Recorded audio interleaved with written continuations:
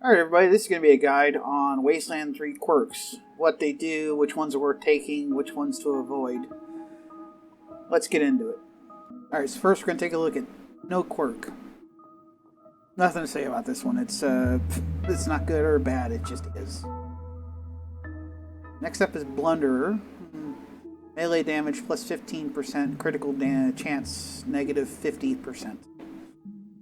This one's just kind of meh. The extra melee damage bonus is nice, but with the penalty, you're basically never going to crit. It's just not worth it. Bot Bag.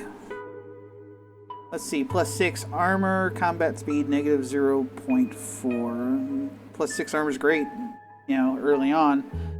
But that kind of wears out pretty fast when your armor can easily go into the 30s before mods, and that's at mid-game. Combat speed hurts more than you would think, and you'll end up spending way more action points on moving than I feel good with. There are armor mods that are, just plus 6 to armor that you don't have to suffer with the combat speed. Skip it. Not worth it. Circus Freak. This one's kind of fun, actually. Combat speed plus 0.4, which is pretty nice, especially for a melee character or someone needs to run around the battlefield a lot. And crit resistance plus 25%, so you're not going to get dropped as much. Negative 10% evasion, detection time negative 1.0 seconds.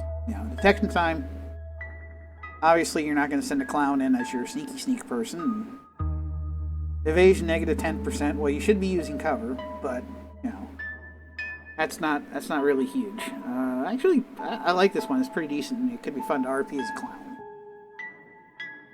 Next up is Death Wish.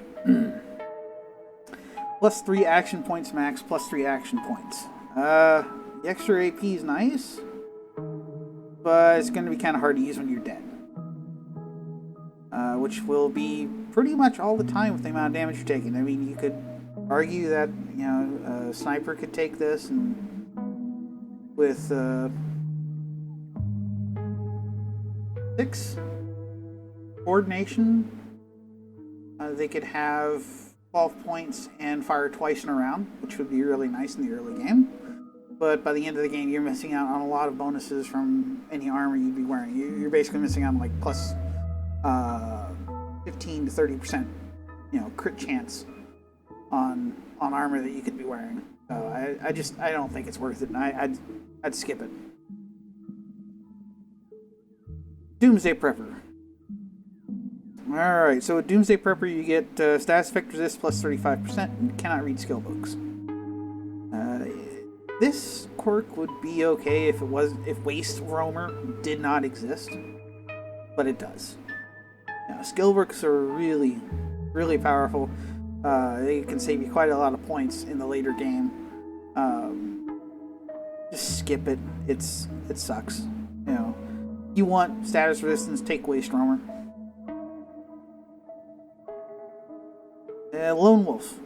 Initiative plus 20%. Leadership has no effect on you. Wow. This is pointless. As long as you're opening combat instead of letting the enemy find you, you'll rarely lose an initiative roll. And leadership is just super powerful. So, no, just skip it. Medical Marvel. Alright, so plus 5 con per level, you cannot be revived during combat. No, initially it sounds great, but later enemies will have this astounding ability to just insta-crit you and one-shot your characters at the most inopportune times, and then you're down a ranger for the rest of the fight. It's just not worth it. That extra con sounds really nice to begin with, but you don't understand, like, how often you will be critted by bad guys.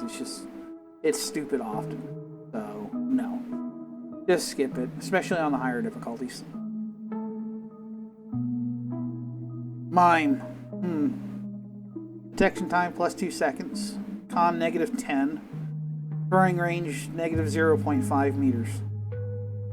That's it. This is great for a sneaky person, just like with the clown. I mean, it could be fun to RP as as a mine. I don't know who would want to do that, and maybe some weird freaky mine fetish out there, but I mean, you could. This is not outright terrible, it's just not outright all that great. Poindexter. +1 bonus skill point every 2 levels up. Con -8, con for level -3. So, this is a great perk to have on a character you just leave at HQ. I'd recommend always making a character who has the barter, weapon mod, and armor mod skills, and just leave them at headquarters. You know, and when you come back from going out on missions, you got a bunch of stuff to sell. You swap them into your party, you sell your stuff, you mod your weapons, you mod your armor, and then you take them out again.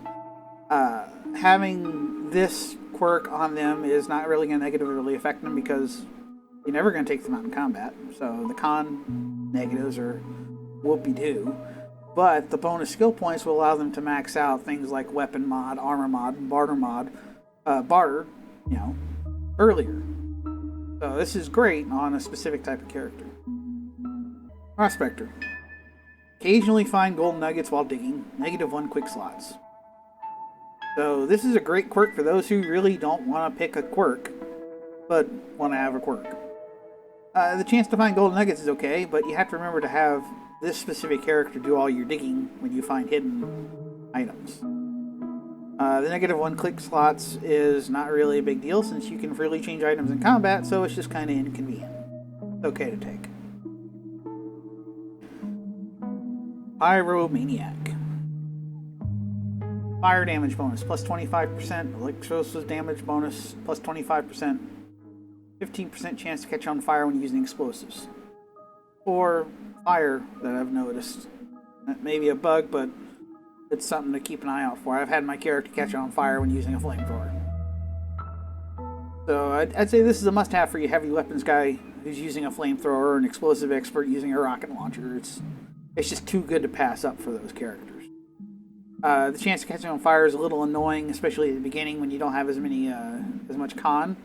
But later on, it's just kind of, you know, whatever. So you take a little bit of damage, but you'll be dishing out a ton of damage. Get it. Take it. Use it. Love it. Sadomasochist. Alright. This is a good one. Melee damage bonus +33%. Range damage bonus +33%. Receive +33% damage. This is hands down the best quirk for a sniper. The extra damage that you'll be taking won't be a big deal since snipers are going to be in the back, and they shouldn't be taking that much damage anyway. For a melee fighter, this is a bit like a watered down Way of the Squeezins without the micromanagement of the Hangover debuff. Take it. Get it. This is fantastic. Do not pass on it. Serial Killer. Gain 3 AP for each kill in combat once per turn. Action points -1. So this is a good all-around quirk for just about everybody, except for heavy gunners. I'd advise putting it on someone using a low AP weapon like a pistol user, shotgun user, brawler, melee weapons. Those extra 3 AP can be useful for taking another attack action or getting yourself in cover. It's fantastic. Take it. Worth getting. 2 Pump Chump. +2 AP at the start of combat for 2 turns. After 2 turns, lose 1 AP and -15% hit chance for 6 turns. This could be good for a second or third playthrough when you already know what to expect, but the negatives here just far outweigh the positives. I mean, 2 turns +2 AP and then 6 turns with -1. That's just a pass.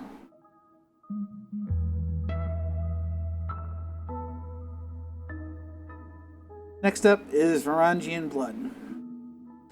Enter a Berserker Rage when an ally is down in combat, gaining +100% crit chance +3 AP for 1 turn. After Berserker Rage is ended, -4 AP for the next 2 turns. This one would be okay if it wasn't for a bug right now where it just doesn't do anything. There's much better options out there. Just pick them instead. I mean, even once it gets fixed, just kind of meh.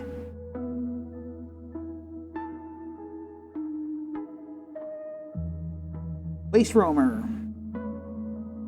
Plus 100% status effect resist, so you're basically immune to all status effects. You'll still take damage if you're hit directly with a flamethrower or hit directly with an electrical attack, but the status effect will never take. And the experience bonus, well, the experience penalty of negative 15%, whoopie frickin' do. If you're really that hurt over it, you can just take some extra charisma to kind of balance that out. But being immune to every status effect in the game, yes, please. This is a take. All right, so way of the squeezins. Gain plus 50% damage while drunk. Melee damage bonus negative 20%. Range damage bonus negative 20%. This is a great quirk for your melee and your brawler characters. Not so much for your ranged fighters. It greatly increases their lethality, and booze in this game is cheap and it's plentiful and it's super easy to get. The only annoying part is dealing with the hangover debuff, and that's only in the early game, because later on the Crystal Clear med, which removes the hangover debuff, becomes super common. And while it's not exactly like super cheap, you're not going to be hurting for money as long as you have at least one barter person with Antiques Appraiser. So as long as you don't mind dealing with the debuff every once in a while and making sure that your character is always drunk when they're in combat, it's great. It's fantastic. I'd take it. If you don't want to deal with the debuff, take something like Waste Roamer or Sadomasochist. Alright, final thoughts. So, Circus Freak and Mime could be fun for a weird RP playthrough or, characters, and most of the rest are just kind of meh or outright awful. The bonus you get is far outweighed by the negative and place too much importance on extra AP. As far as what I believe is worth it, Pyromaniac, Sadomasochist, Serial Killer, Waste Roamer, and Circus Freak and Mime are, okay. Alright, thank you for joining me today for this guide. I hope this answered any questions you had about Quirks in Wasteland 3. If you disagree with me, feel free to let me know in the comments below. If you like this video, or you learned something new, go ahead and hit me with a like. If you like more content like this, go ahead and hit subscribe and tick the bell icon. This has been Adam Cat, and I'll see you next time.